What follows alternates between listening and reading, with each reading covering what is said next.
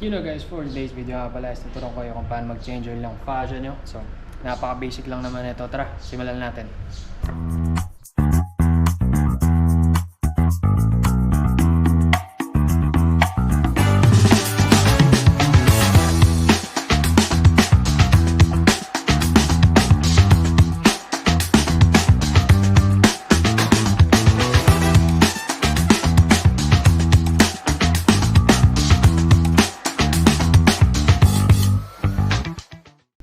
Guys, ito nga pala yung mga kailangan natin, which is itong L-type wrench na to. So 12mm para sa drain plug.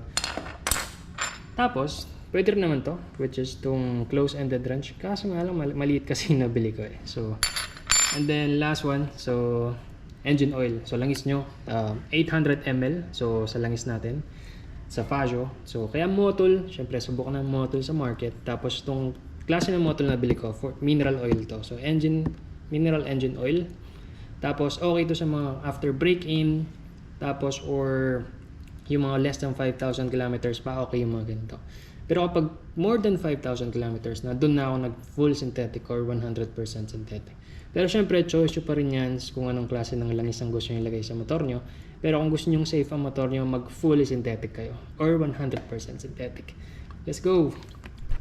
You know guys, so after ng mga tools natin is next naman is yung drain plug. So ito lang po ang drain plug. So para tandaan nga pala guys is itong fan. So itong fan natin. Then tapos yan. So drain plug. So yan na po ang drain plug natin na tatanggalin mamaya. Let's go. So napakadali lang yan. Basic lang yan guys. Kaya yan. So let's go.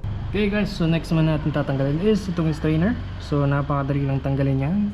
So don't forget nga pala guys is pakaliwa. Okay? So pakaliwa. Okay, so yun na, tanggal na. Yep. Tandaan lang tayo dahil tatagas ang langis na naman. So tanggalin na natin.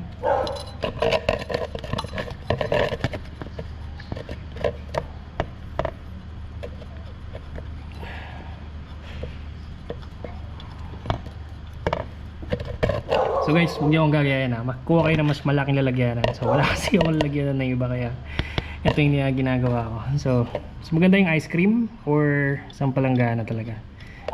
Ay, nako, yun nga sinasabi ko. Nako po. See, yan guys. So tanggal na.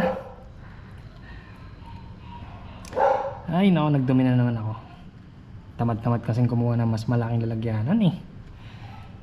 Okay, so after that, huwag natin kalimutan ibalik to. So make sure na punasan nyo, make sure na walang mga buhangin. So bago natin ikabit to, so balik muna natin to. Right, so babalik na natin to.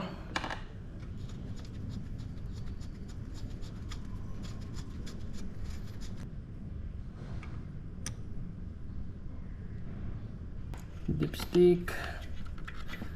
So guys, dito nga pala naka-indicate yung 800 ml. So ayan, kung I hope nakikita nyo.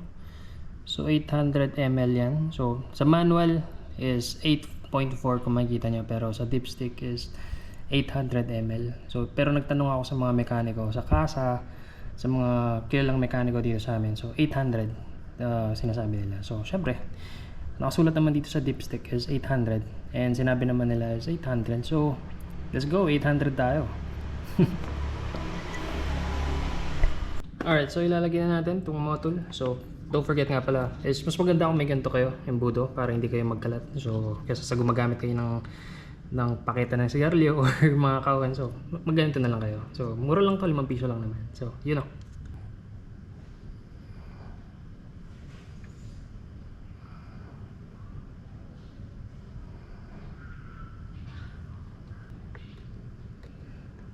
Right, so syempre huwag natin kalimutan ibalik ang dipstick. So let's go.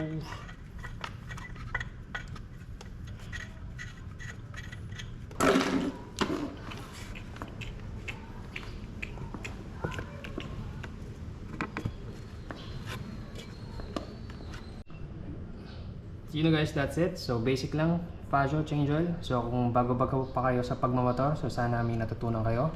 So you guys, don't forget nga pala, kung after nyo mag-change oil, mas okay na rin kung i-reset nyo yung trip odo. So trip odo, So, kaka-reset lang kayo yan. Reset ko. So, i-reset natin ulit. Papakita ko lang sa inyo. Yan, naging 0-0. So, i-hold nyo lang to pag nandun na kayo sa tripodo para maging 0-0. Okay? So, ang kinaganda niyan para is matrack nyo kung ilan na yung tinakbo ng motor nyo after nyo mag-change oil. So, para hindi na kayo nanguhula kung ilan na yung takbo ng motor nyo. So, mas maganda, i-reset nyo na lang to. Pero choice nyo pa rin yan, syempre. Alright. So, yun nga pala yung change oil fashion natin. So, maraming salamat sa panonood. So, sana may natutunan kayo sa kahit simpleng vlog lang. So, change oil vlog, sana may natutunan kayo. Maraming salamat sa panonood. So, don't forget nga pala to subscribe, like and subscribe sa channel ko, Daily Paulo Hilario. So, yun na. Maraming salamat sa panonood. See you on the next vlog, guys.